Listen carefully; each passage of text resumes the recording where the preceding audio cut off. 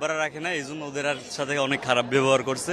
Plus আমাদের আর কিছু ভাই কলেজ থেকে আসছে, তারপর তাদেরকে এই জায়গায় দফায় দফায় 2বার মারা হয়েছে। আমাদের প্রায় 15 থেকে 20 জন শিক্ষার্থী অলরেডি হাসপাতালে পাঠাই দিয়েছে, তারপর আমরা আসছি। এতটুকু। গাড়ির নাম লোকাল বাস, যারে প্রথম মারছে সে বলতে পারবে। সেই সময় আমরা আসছি, আসার পর আমাদের ওইদিকে ওরা ধাওয়াই আসছে, আমাদের দিকে নিক্ষেপ করছে, এই পর্যন্ত।